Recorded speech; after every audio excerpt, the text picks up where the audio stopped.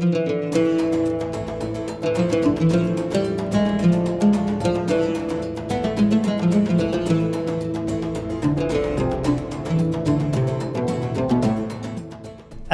আলাইকুম ওরহমতুল্লাহি ওবারাকাতু। সুপ্রিয় দর্শক, সময় টেলিভিশনের বিশেষ আয়োজন ইসলামী অর্থনীতি অনুষ্ঠানে সবাইকে স্বাগত জানাচ্ছি। আমি মুফতি আবদুল্লাহ তামিম। দর্শক, বর্তমান বিশ্বে ও জাতীয় প্রেক্ষাপটে ইসলামী অর্থনীতি ও শরিয়া ভিত্তিক ব্যাংকিংয়ের গুরুত্ব দিন দিন বেড়েই চলছে। বিশেষ এই পর্বে আজ আমরা আলোচনা করব ইসলামের দৃষ্টিতে ফরেক্স ট্রেডিং ও ডেরিভেটিভস এর বিধান নিয়ে। এ বিষয়ে গুরুত্বপূর্ণ আলোচনা করবার জন্যে উপস্থিত আছেন দুইজন সম্মানিত আলোচক। আমাদের সাথে আছেন জামিয়াতু উলুমি ওয়াল হিকাম এর প্রধান মুফতি ও প্রিন্সিপাল, আইএফএ কনসালটেন্সির সিনিয়র প্রশিক্ষক ও গবেষক, এওফি বাহরাইনের সার্টিফাইড শরিয়া অ্যাডভাইজার অ্যান্ড অডিটর মুফতি মঞ্জুরুল হাসান চৌধুরী। আসসালামু আলাইকুম। এছাড়াও উপস্থিত আছেন ট্রেড ফিনান্সিয়াল স্পেশালিস্ট ও আইএফএ কনসালটেন্সির অতিথি প্রশিক্ষক এবং course designer, Madhumati bank PLC এর অ্যাসিস্ট্যান্ট ভাইস প্রেসিডেন্ট জনাব মাহবুব রাশেদ খান মজলিস।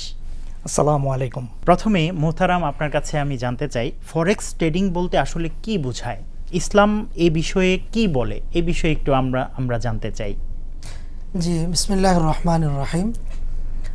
ফরেক্স ট্রেড শব্দটাতে আমরা যে জিনিসটা বুঝি সেটা হলো ফরেন এক্সচেঞ্জ, বৈদেশিক মুদ্রার বিনিময়, যেখানে আমরা একটা মার্কেট প্লেস, যেখানে বৈদেশিক মুদ্রার পরস্পরে কেনা বেচা হয়। মুদ্রা কেনা বেচার বিষয়টাকে যদি আমরা কয়েকটা ধাপে দেখি, একটা হলো স্থানীয় মুদ্রা বেচা কেনা, যেমন বাংলাদেশের টাকারগুলো পরস্পরে বেচা কেনা হয়, নতুন নোট পুরাতন নোট বেচা কেনা হয়, ছেঁড়া নোট বেচা কেনা হয়। তো এটা একটা ধাপ। দ্বিতীয় আরেকটা হলো বৈদেশিক মুদ্রার স্থানীয় বেচা কেনা হয়। আমরা মানি এক্সচেঞ্জে দেখি যে ডলারের বিনিময়ে টাকা বাস্তব ভিত্তিক প্রয়োজনে, সফরের প্রয়োজনে, ভ্রমণের প্রয়োজনে মুদ্রার বেচা কেনা হয়, যেখানে বৈদেশিক মুদ্রার সাথে পরস্পর লেনদেন হয়ে থাকে মানি এক্সচেঞ্জগুলোতে। তৃতীয় আমরা দেখি যেটা ট্রেড হয়, একটা মার্কেট প্লেস, যেখানে ব্রোকার হাউস থাকে, যেখানে মধ্যস্থতাকারের মাধ্যমে বাই অ্যাকাউন্ট ওপেন করা যায়, সেল অ্যাকাউন্ট ওপেন করা যায়, এবং ওখানে বৈদেশিক মুদ্রার ট্রেড হয়। ফরেক্স ট্রেডকে যদি আমরা বলি, সেখানে অনেকগুলো বিষয় থাকে। এক নম্বর বিষয় থাকে, সেখানে মাইসির থাকে, জুয়া থাকে। কারণ এখানে পুরো বিষয়টা হলো জুয়ার, হয় আমি জিতবো না হয় আমি হারবো। তারপরে থাকে গারার, আনসার্টেনিটি থাকে, ধোঁকা থাকে। সবচেয়ে বড় বিষয় যেটা সোয়াপ থাকে, সোয়াপ ফি, এটা তো সুদ। তো ফরেক্স ট্রেডের ক্ষেত্রে সোয়াপ ফি যেটা হয়ে থাকে, ওভারনাইট যদি হয় সেখানে সোয়াপ ফি দিতে হয়, সেটার কারণে এটা না রিবার সাথে সংযুক্ত হয়ে যায়। এর পাশাপাশি আরেকটা গুরুত্বপূর্ণ সারিয়ার বিষয় হচ্ছে তাকাবুজ, যেটা পজিশন। ট্রেড যদি হয় মুদ্রার মাঝে, সেখানে ওই মুদ্রাগুলোকে অন স্পট ট্রেড করতে হয়, অথবা সেটাকে পজিশনে আনতে হয়, যেটা শরীয় বিধানগত হস্তগত বলে। কিন্তু ফরেক্স ট্রেডের ক্ষেত্রে এই তাকাবুজ, যেটা পজিশনে নিয়ে আসা, এটা আসলে হয় না। দেখা যায় যে মুদ্রা কোনো অস্তিত্বই নেই, কেউ মুদ্রাকে তাকাবুজ বা পজিশনে আনছে না, শুধু মার্জিনটাকে নিচ্ছে, অথবা আমরা যেটা বলছি যে ক্যাশ সেটেলমেন্ট হচ্ছে। তো এই বিষয়গুলো আমরা যদি দেখি যে ফরেক্স ট্রেডে মাইসির আছে, গারার আছে, রিবা আছে, তাকাবুজ পাওয়া যায় না, ইত্যাদি কারণে আমরা বলি যে ফরেক্স ট্রেড এটা শরিয়া সম্মত নয়। জি, অনেক অনেক ধন্যবাদ। জনাব মাহবুব রাশেদ খান মজলিস, আপনার কাছে একটা বিষয় আমরা জানতে চাই, বাস্তব দৃষ্টিকোণ থেকে ফরেক্স ট্রেডিং বা মুদ্রা বিনিময় ব্যবসা কিভাবে কাজ করে, এই বিষয়টা একটু বলবেন। জি, বিশ্বে যত আর্থিক মার্কেট আছে তার মধ্যে এই ফরেক্স মার্কেট হলো সবচেয়ে বড়। তো আমরা যদি BIS বলে, ব্যাংক ফর ইন্টারন্যাশনাল সেটেলমেন্ট, এইটা সুইজারল্যান্ডের বাসেলে অবস্থিত। এইটার যে সদস্য সংখ্যা 63। তো বিশ্বের কেন্দ্রীয় ব্যাংক এবং মনিটরিং সংস্থা যারা নিয়ন্ত্রক, এরা এর সদস্য। তো এটা মূলত তিনভাবে কাজ করে যদি বলি। একটা হলো স্পট ট্রেডিং, 2 নম্বর হলো ফরওয়ার্ড ট্রেডিং এবং ফিউচার ট্রেডিং। স্পট ট্রেডিংয়ে যেমন এই মুহূর্তেই আমি ডলার এবং ইউএসের কারেন্সি এক্সচেঞ্জ করব, এটা 2 দিনের মধ্যে সেটেলমেন্ট হয়ে যাবে, অ্যাকচুয়ালি পিওর কারেন্সি সেটেলমেন্ট। আর 2 নম্বরে যদি বলি, এটা ফরওয়ার্ড ট্রেডিংটা মূলত হলো যে ফিউচারে যে ডলারের যে বা যে কোনো কারেন্সির যে অনিশ্চয়তা থাকে, এই অনিশ্চয়তাকে ব্লক করে দেওয়ার জন্যে মানে এই অনিশ্চয়তা থেকে যাতে মানে ট্রেডার বা যারা মার্কেট প্লেয়ার এরা যাতে কোনো রকম ঝুঁকির মধ্যে না পড়ে, সেই জন্য এইটাকে একটা ফিক্সড রেটে ব্লক করে রাখে। যেমন হয়তো 3 মাস পরে আমি একটা নির্দিষ্ট রেটে এবং নির্দিষ্ট টাইমে এটা আমি সেটেলমেন্ট করব। আর এইটা মূলত ব্যাংক টু ব্যাংক হয়ে থাকে। আর লাস্ট যেটা আমি বললাম যে ফিউচার যেটা, এটা হেজ ফান্ডিং এবং কর্পোরেট বা বড় বড় বডিগুলো করে থাকে। এইটার জন্য একটা এস্টাবলিশড এক্সচেঞ্জ মার্কেট লাগে। তো যার ফলে এখানে আসলে ঝুঁকি আসেই এবং এইটা মূলত এইভাবেই কাজ করে থাকে। এবং আশাব্যঞ্জক বিষয় হলো আমাদের সিএসসি মানে স্টক এক্সচেঞ্জ, তারা এইটা 2025 সালে অনুমোদন করছে। সামনে থেকে আমাদের এখানেও কমোডিটি ট্রেড হবে। তো আশা করা যায় যদি এখানে মাইসির বা যে অনিশ্চয়তাগুলো বা রিবার যে বিষয়গুলো যদি অ্যাভয়েড করা যায়, তাহলে আমরা হয়তো ভালো কিছু থেকে পাবো। জি, অনেক অনেক ধন্যবাদ মুফতি মঞ্জুরুল হাসান চৌধুরী। আপনার কাছে আরেকটা বিষয়, ডেরিভেটিভস ব্যবসায় ভবিষ্যতের দামের উপর লেনদেন হয়, তো এটা কি শরিয়া অনুযায়ী জুয়া বা গারার অনিশ্চয়তার মধ্যে পড়ে কিনা, এই বিষয়টা ছোট্ট করে বলবেন। ডেরিভেটিভসের মধ্যে আসলে 4 ধরনের লেনদেনটা হয়: ফরওয়ার্ড, ফিউচার, অপশন এবং হচ্ছে সোয়াপস। এই 4 ধরনের লেনদেনটা হয়। ফরওয়ার্ড লেনদেন যেটা হয় সেখানে তো একটা ভবিষ্যৎ মূল্যের উপর লেনদেনটা হয়ে থাকে, যেখানে কেউই কোনো কিছু অগ্রিম পে করে না। এবং এই ফরওয়ার্ড সেলটা হয়, ফরওয়ার্ড কন্ট্রাক্টটা হয় কাস্টমাইজড, আর ফিউচার কন্ট্রাক্টটা হয়ে থাকে স্ট্যান্ডার্ডাইজড। দুইটা একটু ভিন্ন হয়ে থাকে, কিন্তু মূল বিষয় একই, যে এখানে কোনো লেনদেন নগদে হয় না, এটা বাকিতে হয়। এর সারিয়া বিকল্প বলা যায় সালাম বা ইস্তেসনা কন্ট্রাক্ট। ফিউচার সেলে সেম কাজই হয়ে থাকে। তো ফিউচার সেলের ক্ষেত্রে প্যারালাল সালাম করা যায়, অন্য আরও অনেকগুলো সারিয়া বিকল্প আছে, সেগুলো করা যায়। এবং ফরওয়ার্ড কন্ট্রাক্ট এর পাশাপাশি ফিউচারের মধ্যে গারার এবং মাইসির দুটাই থাকে। অপশনটাকে তো দুটো ভাগ করা যায়, একটা হলো কল অপশন, একটা হচ্ছে পুট অপশন। অপশন মানে হলো আমি কোনো কিছু কিনবো এর অধিকার, অথবা কোনো কিছু বিক্রি করবো এর অধিকার। তো এই অধিকার তো নিজেই কোনো এমন কোনো বিষয় না যার বিনিময়ে নেওয়া যায়, কিন্তু এখানে এর বিনিময় শুধু নেওয়া হচ্ছে না, বরং এখানে একটা অগ্রিম পেমেন্ট করা হচ্ছে, যেটা একটা জুয়ার মতো। তাহলে এই অপশনের ক্ষেত্রেও, এটা কল অপশন হোক অথবা পুট অপশন হোক, এখানে গারার এবং মাইসির দুটোই আছে।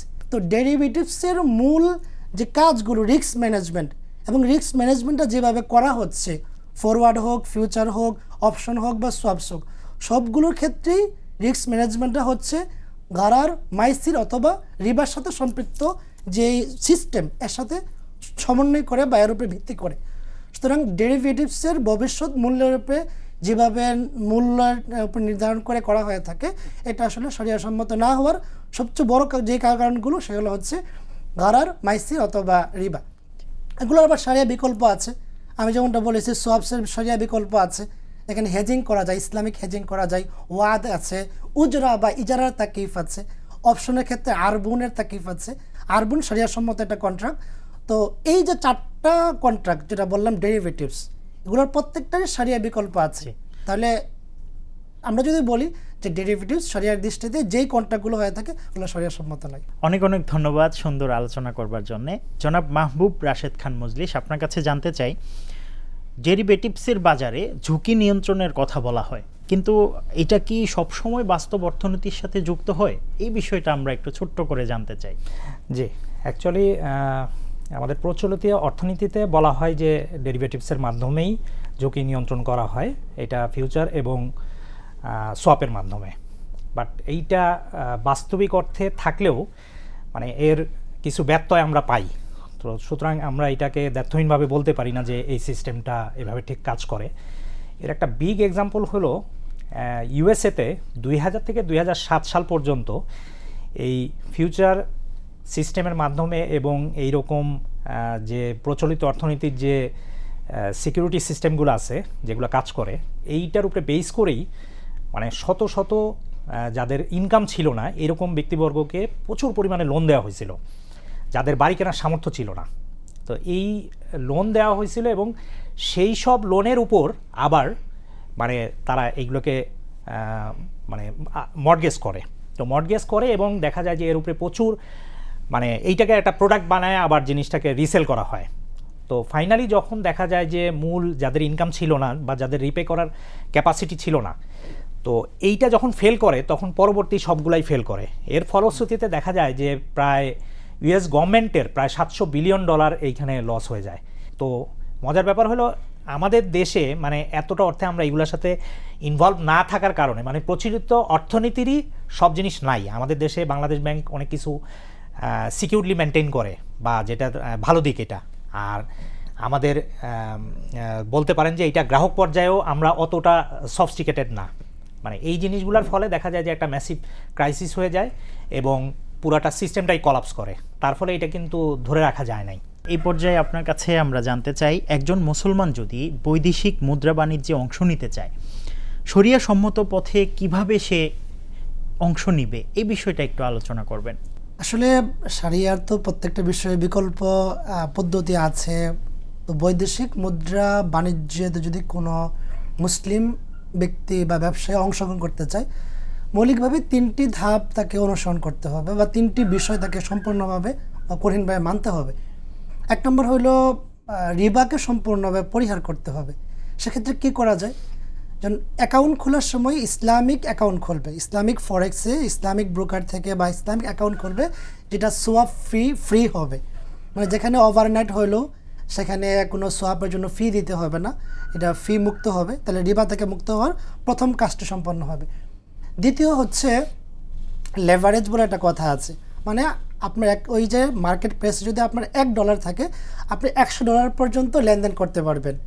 তো এই যে মার্জিন মানে এখানে যে 1:100 এই ট্রেডে যাওয়া যাবে না, কারণ এটা তো আপনাকে যে অতিরিক্ত ফেসিলিটিস দিচ্ছে ব্রোকার হাউসগুলো, এটার জন্য আপনাকে সুদ গুনতে হয়। তো ওই জন্য মার্জিন ট্রেড করতে হবে। আপনার $1 আছে, $1 মার্জিন ট্রেড করতে হবে, এর বেশি করা যাবে না। তাহলে এই লেভারেজটাকে শারিয়া সুদ হিসাবে গণ্য করে। যদি সুদকে পরিহার করতে হয় তাহলে 2টা কাজ করতে হবে, সোয়াপ ফি করতে হবে, এটাকে পরিহার করতে হবে, লেভারেজটাকে পরিহার করতে হবে। 2 নম্বর হলো তাকাবুজ, যেটা অন স্পট ট্রেড করতে হবে। যদি অন স্পট না হয় তাহলে এটা শারিয়া সম্মত হবে না। আর 3 নম্বর হলো গারার এবং মাইসির, এগুলা থেকে বিরত থাকতে হবে। সেক্ষেত্রে ফান্ডামেন্টাল অ্যানালাইসিস করতে হবে এবং টেকনিক্যাল অ্যানালাইসিস করতে হবে, যেন কোনোভাবেই গারার এবং মাইসির সাথে সম্পৃক্ত না হওয়ার প্রয়োজন পড়ে। যদি এই 3টা ধাপ মানা হয়, শারিয়ার এই নীতিগুলো মানা হয়, তাহলে আশা করি যে বৈদেশিক বাণিজ্যে শারিয়াভাবে করা সম্ভব। জি, অনেক অনেক ধন্যবাদ আপনাকে সুন্দর আলোচনা করবার জন্যে। জনাব মাহবুব রাশেদ খান মজলিস, আপনার কাছে ছোট্ট একটা বিষয় জানতে চাই, ইসলামী ব্যাংকিংয়ের দৃষ্টিকোণ থেকে হালাল বিনিয়োগের বিকল্প হিসেবে কী ধরনের সেবা বা মডেল ব্যবহার করা যেতে পারে বলে আপনি মনে করেন? ইসলামী অর্থনীতির বা ইসলামী ব্যাংকিংয়ের মূল কনসেপ্ট হলো যে এটা অ্যাসেট ব্যাকড হতে হবে। এখানে গারার এবং মাইসির থাকা যাবে না, মানে কোনো অনিশ্চয়তা এবং সুদ থাকা যাবে না। তো সেই ক্ষেত্রে আওফি বাহরাইনের অনেকগুলো স্ট্যান্ডার্ড আছে, তার মানে শতাধিক স্ট্যান্ডার্ড আছে। তার মধ্যে মূল হলো যেমন সালাম এর ক্ষেত্রে, যেমন যদি অ্যাডভান্স পেমেন্ট করি সেই ক্ষেত্রে কিছু শর্ত এবং মানে নিয়ম ফলো করে সেইটাকে আমরা ইসলামিক ব্যাংকিংয়ে স্ট্যাবলিশ করতে পারি এবং বাংলাদেশে এটা প্রচলিত আছে। যেমন চীনের মতো দেশ, তারাও কিন্তু $100 বিলিয়ন কিন্তু ট্রানজ্যাকশন করে এই ইসলামিক মডেলে, মানে তাদের বিভিন্ন ইসলামিক এস্টাবলিশমেন্ট আছে। এবং ইংল্যান্ডের মতো দেশেও কিন্তু ইসলামিক ফিনান্সের এই মডেলগুলোকে ফলো করা হয়। তো এইখানে আরও আছে, যেমন হেজিং, মুরাবাহা হেজিং, এইটা কম্বাইনলিও করা হয়। তো এমন না যে একটাকে আমরা শুধু একটা সিঙ্গেলভাবেই দিব। তো আওফি স্ট্যান্ডার্ড 10, 11, 8, 1, 30 এইখানে প্লাস এর সাথে সুকুক, যেটা বললাম যে সুকুক কিন্তু একটা ইসলামিক ফিনান্সের একটা দারুণ একটা মানে আবিষ্কার।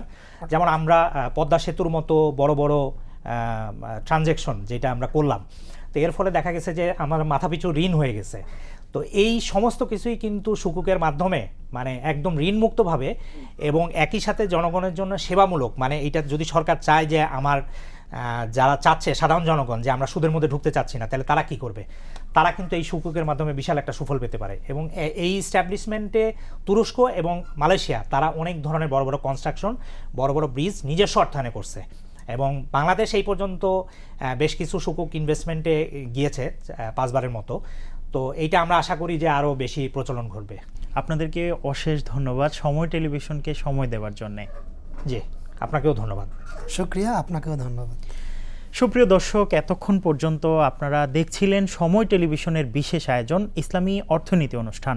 আগামী অনুষ্ঠান দেখার আমন্ত্রণ জানিয়ে আজকের মতো বিদায় নিচ্ছি। সবাই ভালো থাকবেন, সুস্থ থাকবেন, সঙ্গেই থাকবেন সময়ের।